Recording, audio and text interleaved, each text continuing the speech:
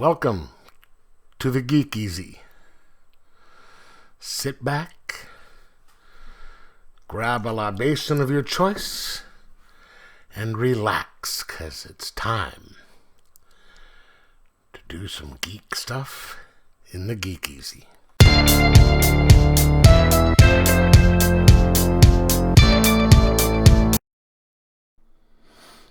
Welcome to the Geek Easy, fellow geeks.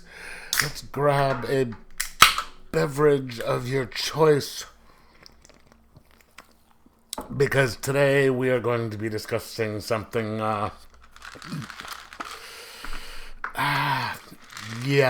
going to be discussing The Flash, the movie. I went and saw it yesterday, and I had to give myself a little bit of time to digest it.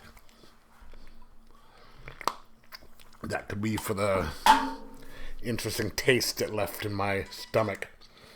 Alright, so The Flash. It has Ezra Miller playing two roles as Barry Allen and Barry Allen.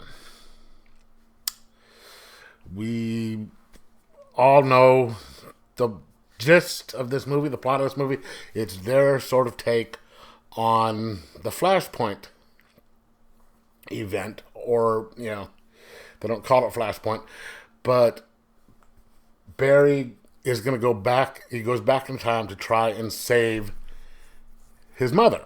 And the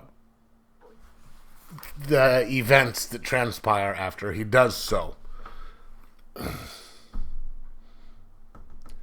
Movie starts out with present day. It's a little bit of time after the end of the Justice League movie. We have Barry going into work. I guess he's been at the forensic lab for a while, but he stops by a sandwich shop to get food because he has this little watch that tells what his calorie intake is and whether it needs to, and he gets called away for something. Now, I'm going to try and keep this spoiler free. I might let something slip here and there, but I'm going to try and go as spoiler free as possible. Now, this opening scene with where he gets called away is really it's entertaining. It makes, it's action, it's humor, it's showing what his capabilities are, now that he's, he's been the Flash for a while, and shows you what he can do, and stuff.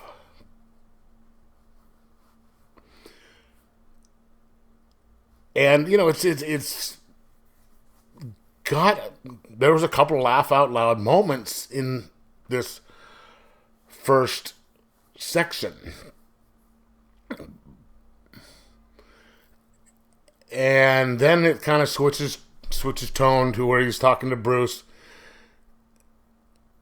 I forget exactly what it made it that he could. I think he's out running afterwards, and he shows that he can travel through time. Oh, one thing they got right was him when he gets into work. They are talking about how he is always late, and it's kind of the one of the things with the Flash. He's the fastest man on Earth, but he's always late for work.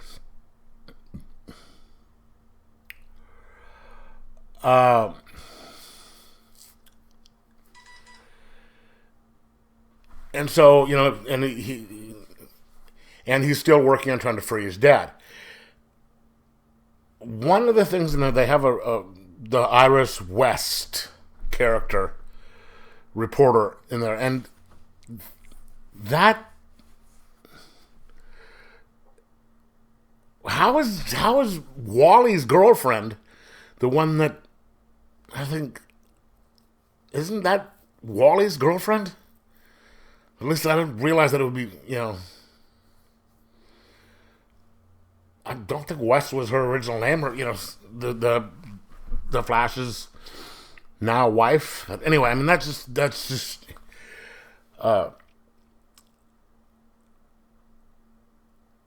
so then the actual his desire to save his mom and keep his dad from being convicted, once he realizes that he can move through time, sets in a plan where he's going to go back and save his mom. We all realize that. And that is where he goes and runs back in time and saves his mom, which causes the splinter. I'm not going to, go into all the little details on this, but here are some of my issues with this movie. Batman tells him, you do this to change history. You could be changing the future. You could be changing all this other stuff. Even if you run into people, you could, and just talk to them. That could change things. Saving someone's life is definitely going to change it. It could endanger the whole universe. But he does it anyway. And winds up running across a version of himself which is 10 years younger. So not only do we have one Flash, we have two Flashes.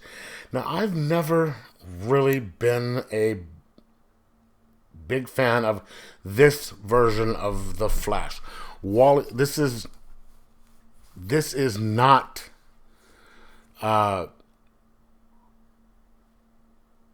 Barry Allen. He doesn't act like Barry Allen. He's more of a Wally West type of character. Doesn't look like Barry Allen. And I've always found this version of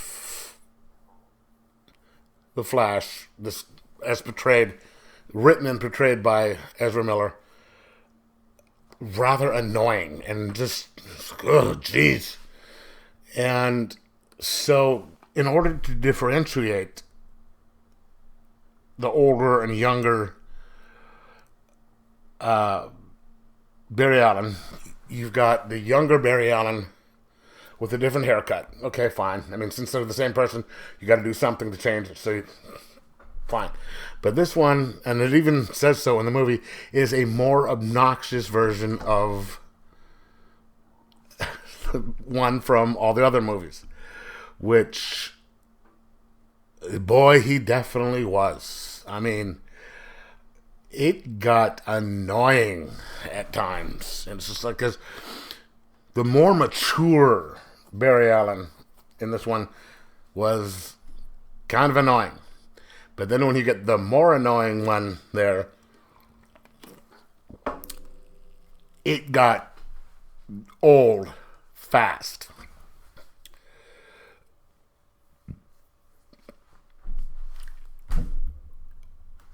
And I sort of like there was parts of this that were really well written. Once he got to that time, there was things that he figured to do logically, like, okay, we have to do this, but wait, we can't do that because there's no Superman, there's no Wonder Woman, there's no this, there's no that. Oh wait, there's a Batman. We all know. I don't think I'm giving away anything here. So when they go to Wayne Manor.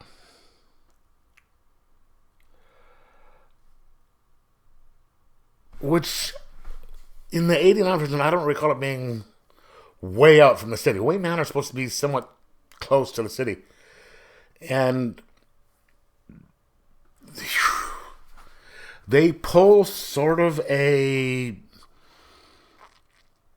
Batman Rises thing with this. I won't go any farther than that because I don't want to give anything away. But if you saw Batman Rises, the beginning of it, or The Dark Knight Rises, you'll understand what I'm getting at. Uh, it with what that situation and what Bruce Wayne says in there. There's a dichotomy in this. It shouldn't be like this. The way he's acting and the way he is, and then then they move on to try and solve the problem. And you're just there's certain things in this movie that right there happen, and then a little bit later, actually before and after that just makes no sense. In the Batcave with Supergirl is one of them. You'll understand that with the trying an experiment a second time when they do that. You'll understand that. I mean, when I get it, that didn't make any sense because they only did one side of it the second time as opposed to doing both parts. And that didn't make, to me, much sense.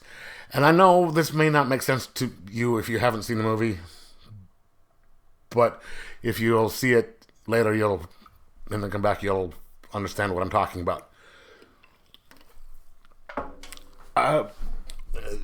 Then they get to the last section of the movie, like the last third, and that's when the big action scene for the end happens, and that was pretty good.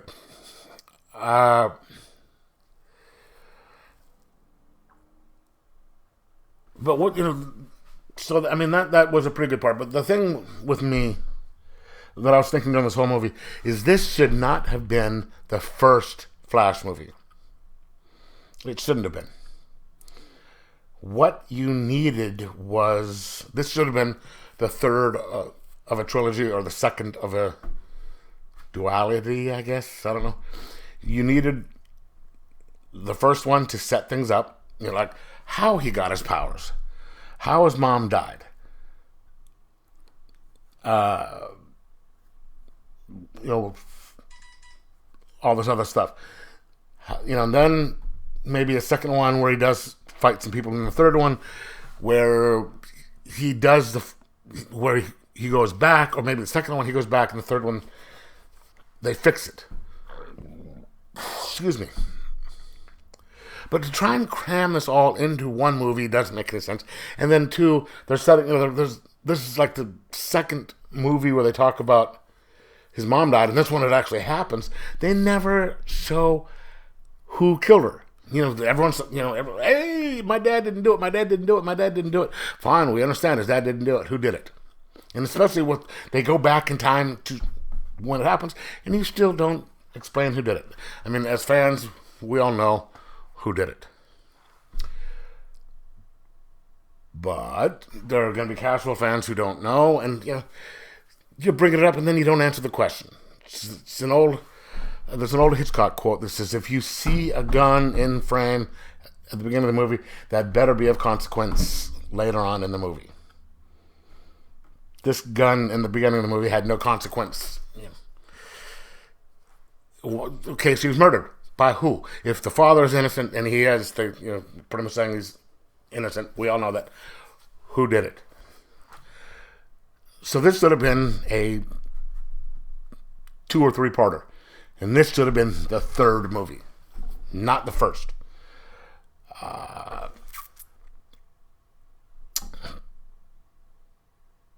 But there was some really nice cameos, some funny spots where, and I think what they're leaning more towards the Whedon version of the Justice League than the Snyder Cut. I think they're trying to go a little Marvel on this, where they're doing the action and then having some humor to it. I mean, that works to an extent, but the other movies, I mean, the successful DC movies really didn't have a lot of humor in it. Take a Man of Steel. Wasn't a lot of humor in there. There was maybe a couple funny moments in there. The original Wonder Woman, there was some humor to it, but it wasn't, they weren't trying to make it an action comedy. This one, they had a lot of humor in there. There was just kind of distracting from the story a little bit. And it just didn't seem right. I mean, if you look tonally, this wasn't a DC movie, and some of you will say that's a good thing. Some of you will say that's a bad thing. I'm more of a Snyder Cut for the Justice League fan than the Whedon Cut. And I think it should be, And yes, the Flash is a funny character, so I'm not complaining about there being humor in it. It's just there's too much. They're trying to be, add too much humor in there.